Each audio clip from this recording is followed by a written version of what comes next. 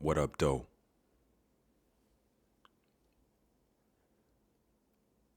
Part 4.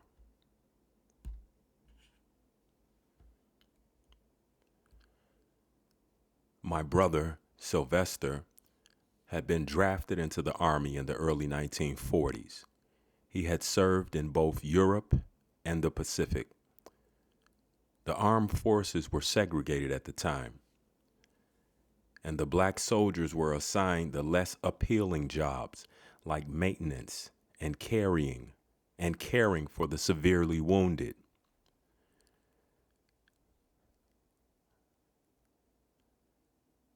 Promotions were given very sparingly to black soldiers.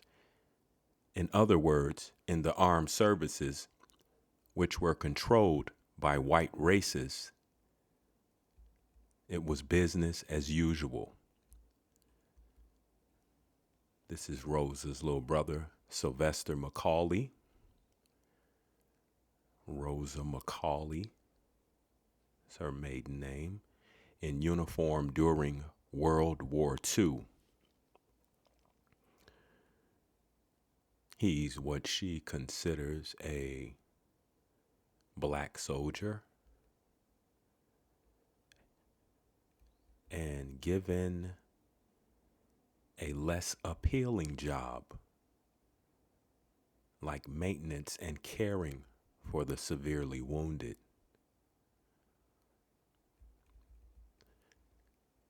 I remember one especially. There were two youngsters from Newark, New Jersey, a sister and brother named Edwina Johnson, who was 16, and Marshall Johnson, who was 15. They came to Montgomery to visit, but no one told them about the segregation laws for the buses. They boarded a city bus and took seats in the white section. The driver, S.T. Locke, drew his pistol on them and kicked them off the bus. He must have called the police also, because the two teenagers were arrested and held in jail for 2 days. This was in July of 1949. Judge Wiley C. Hill threatened to send the children to reform school until they were 21 years old. But I believe the NAACP managed to get them an attorney, and they were just fined. I remember a case in South Carolina. A black man named Isaac Woodard, Jr., was discharged from the Army in South Carolina and was on a bus and had his eyes put out by a white man who struck him across the head. The white man's name was Shore.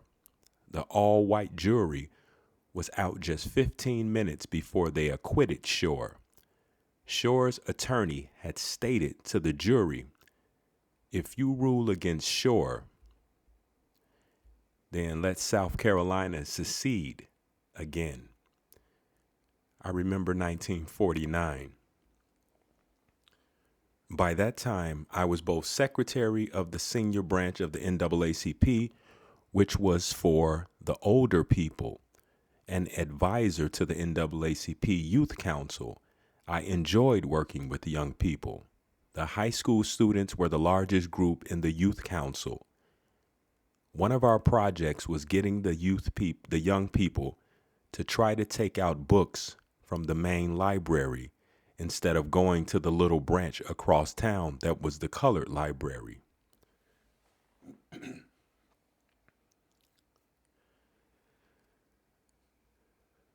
One of our projects was getting the young people to try to take out books from the main library instead of going to the little branch across town that was the colored library.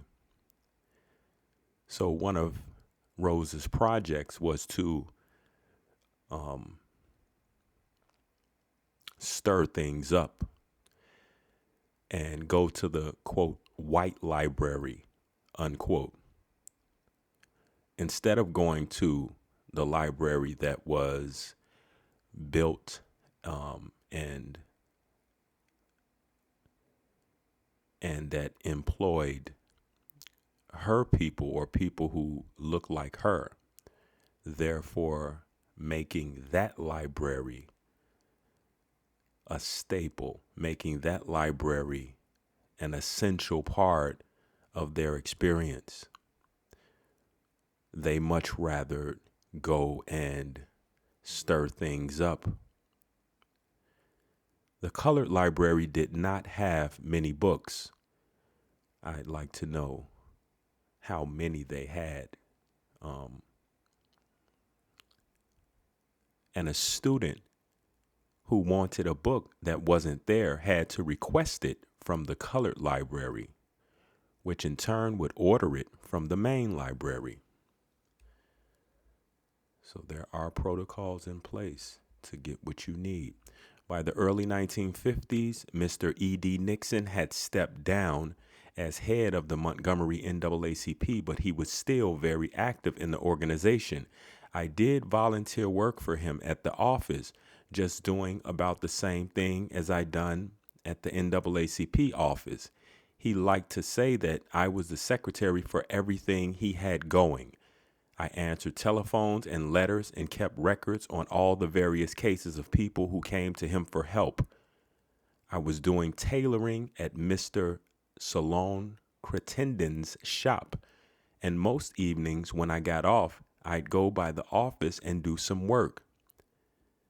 I'd often take a sandwich to Mr. Nixon. So in the last episode, we learned that the NAACP did not pay Rosa Parks for her work that she did there. And it seems as though she was going above and beyond, because when she left her duties at the NAACP office, she went and did tailoring in order to make a living. But yet and still, she went above and beyond, bringing her superior a sandwich.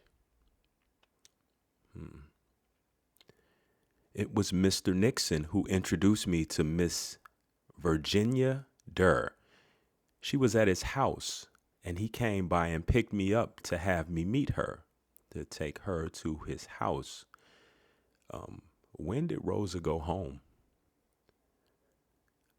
Mrs. Durr was a white woman, born and raised in Birmingham, who managed to overcome all the racism with which she grew up. Now, who was racist toward Mrs. Durr, the white woman? Was it other white people? Because from my understanding, you can't be racist against your own, quote, people, unquote. I mean, at least this goes for, quote, black people, unquote. Do you agree? Let's shake it. Her family believed in segregation. I met her in 1954, and when she found out that I could sew, she hired me to do some work for her. I helped her with her daughter Lucy's wedding trousers. I didn't make the wedding dress. I made other garments. After that, I sewed anything she needed done. African American and Caucasian women would pray together mornings at her house. Later, she got married, and she and Mr. Durr were living in Washington, D.C., where he was a member of the Federal Communications Commission. In coming back to Alabama, after being away for 20 years, she wanted to be a part of our efforts to end segregation.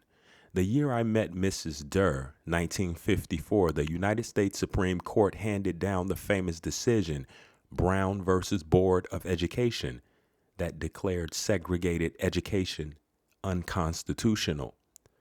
The NAACP had been working for that for years and years, since around 1925.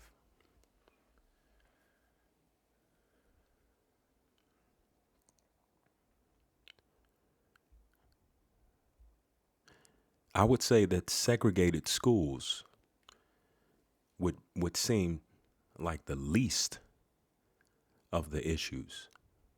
being that educate education is synonymous with nurture and nourishing, I would say that the fact that you would send your child to a place that they're not loved all day to be educated slash nurtured slash nourished by a complete stranger. Yeah, yes, therein lies the problem. This problem seems like it could be solved before it got to the United States Supreme Court.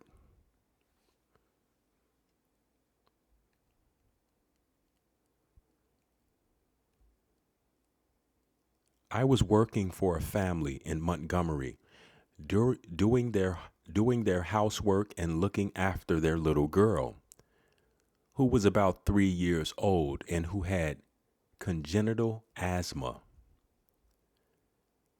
They went on vacation to Florida, to a place called Sunnyside Beach on the Gulf of Mexico, and I went with them.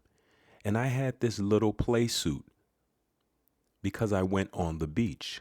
They had a lake there at Highlander, but I never did get in, but I never did get in that because I've never been much of a swimmer.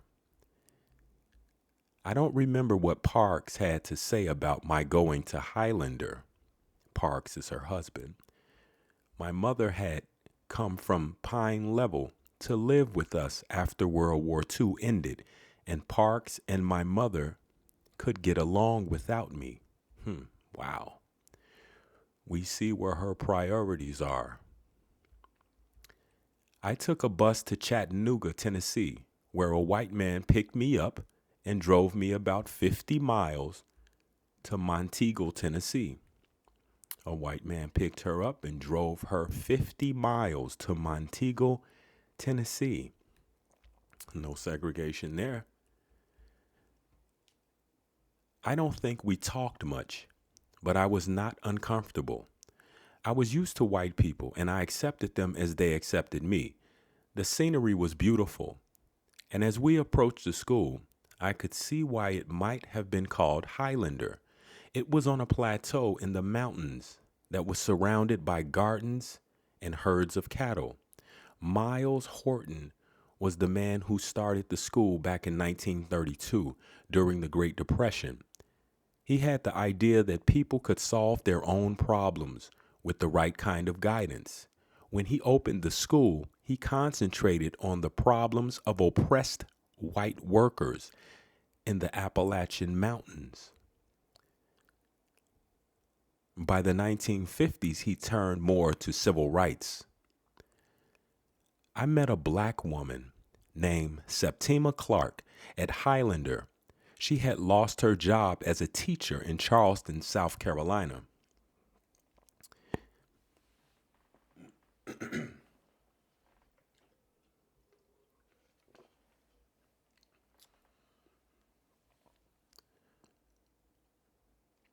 Septima Clark.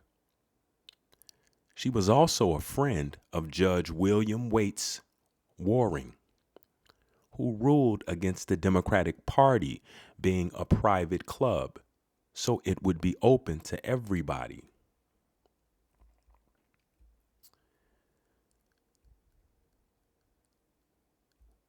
To vote in. This is Rosa Parks on the right, sitting next to Septima Clark.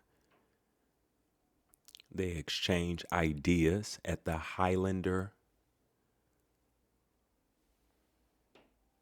Folk School. I believe that says 1955. Septima Clark on the left, Rosa Parks on the right. At that time in South Carolina, blacks couldn't register because the Democratic Party considered itself a private club. When I met her, Septima Poinsett Clark, she was the daughter of a slave owned by the Poinsett family, after whom the poinsettia flowers is named.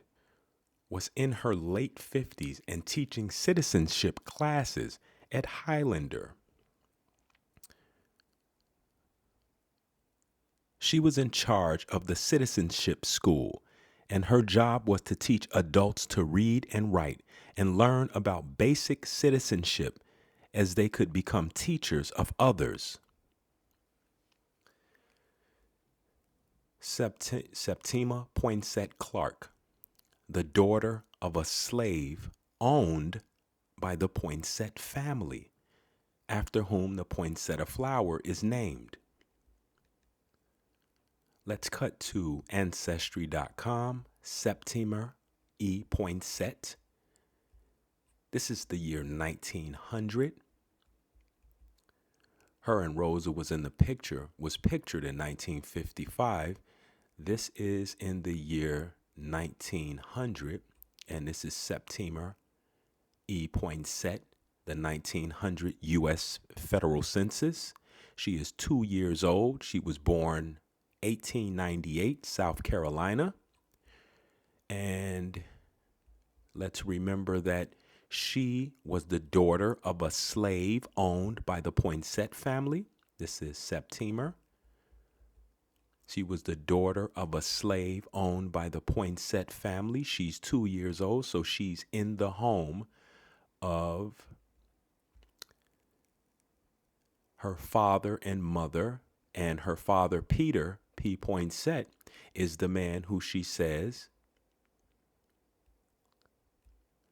was the slave who was owned by the Poinsett family. Her race is black.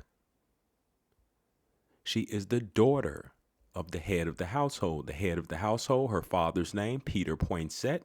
Again, he is the slave she referred to. She was born the daughter of a slave. Her father's birthplace, South Carolina. Her mother's name, Victoria Poinsett. Mother, born in South Carolina. Peter Poinsett, her dad is 32. Her mother is 23. And she has a sister who is 5. And Septima is 2. So this is her father, Peter Poinsett, on that same census. He's 32. May 1868 is when he was born. South Carolina, Charleston, South Carolina. He is black. He is the head of the household, married. His wife, Victoria S. Poinsett, born 1892. His mother and father, both born South Carolina. His occupation, he was a waiter. He can read, write, and speak English. Remember, he was a slave. Peter Poinsett. Septima said she was the daughter of a slave who was owned by the Poinsett family. This is Peter Poinsett. This is the slave that she was the daughter of.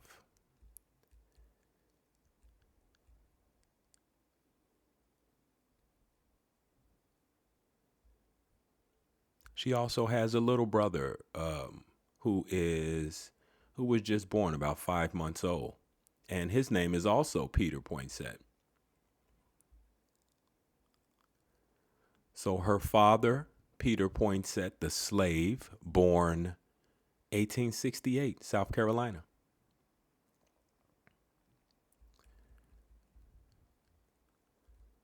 Okay, this is the 1870 census, 30 years before that last census. 30 years before the last census. And Peter Poinsett is 32, so he would be 2 years old in this census. And the census is in July 1870. So this is South Carolina. And here is Peter Poinsett. He's a slave to the Poinsett family.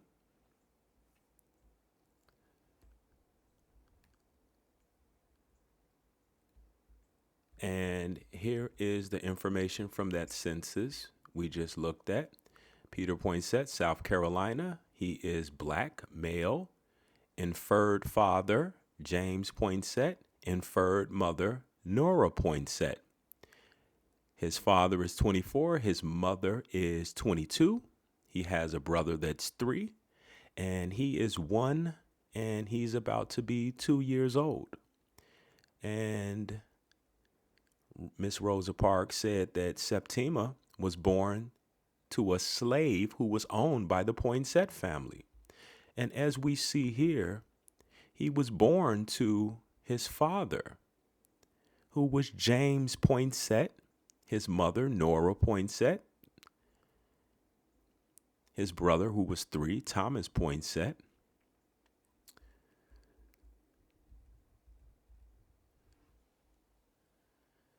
It says nothing about he was born, nothing about he was a slave, and he was born to Peter Poinsett, which would make Peter Poinsett his father, which would make him the slave master.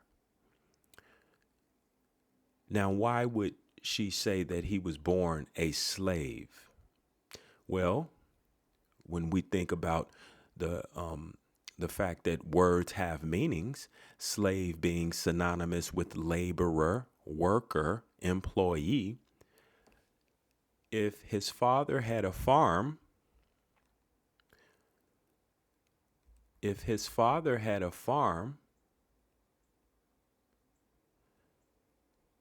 and he eventually started to work on that farm, that means he would be a laborer, a slave, to whom? To his father. As we can see here at the top, James Poinsett is a laborer. And what does labor mean? Laborer mean? It means slave. And what does Peter Poinsett, Septima's father, who Rosa described as a slave, Peter Poinsett, his mother, kept house. So his father was a laborer / slave / worker. So at this age, Peter Poinsett wouldn't be a slave yet. Now, when he was old enough to help around the family farm, and he was old enough to do chores, then he would become a laborer on his family's farm. Or he would do as his family was doing, which is living life. This is Septima Clark, the 1930 census. Septima Clark, 1930. She was born about 1900, 1898, as we saw before. Her race is Negro, black. She is 30 years old at this point. She is 30 years old at this point. South Carolina, she's widowed. Relationship to head of the house, she's a lodger. So she's a lodger. She's staying with others. I don't know if it was a building, a 2-flat, 3-flat. I'm not sure. Maybe she stayed in a room, had a room of her own. Attended school? No. Able to read and write? No. Father's birthplace, South Carolina. Peter Poinsett, South Carolina. Remember, mother, South Carolina. Able to speak English? Yes. Occupation? Teacher. Industry? Public school. Employed? Yes. So it says she was able to read and write? No. She attended school? No. Occupation? Teacher. This is Septima. This is Septima.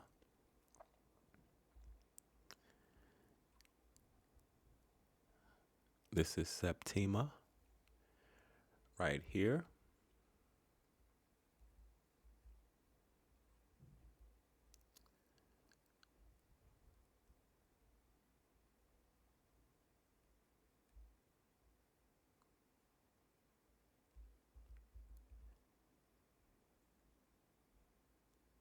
She was very much at home in Highlander. They put her in jail and accused her of a lot of things, like drinking liquor and being a communist. She later wrote a book about her life called Echo in My Soul. I spent 10 days at Highlander and went to different workshops, mostly on how to desegregate schools. One of my greatest pleasures there was enjoying the smell of bacon frying and coffee brewing, and knowing that white folks were doing the preparing instead of me. They were laboring, I guess, at that particular moment. There was swimming in the man-made lake, volleyball, square dancing. It was quite enjoyable to be with people in Highlander. We forgot about what color anybody was. I was 42 years old. I did not feel any hostility from white people.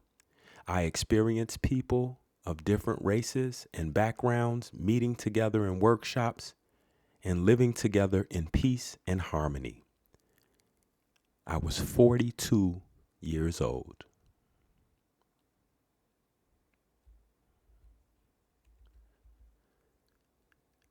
It was hard to leave. So I went back to Montgomery and back to my job as an assistant tailor at Montgomery Fair Department Store, where you had to be smiling and polite no matter how rudely you were treated. And back to the city buses with their segregation rules.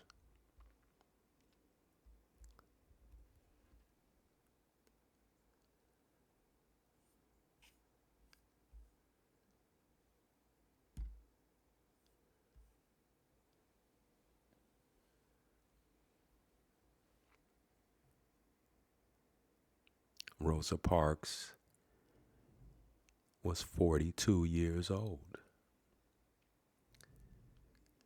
and she was tired. Her feet hurt.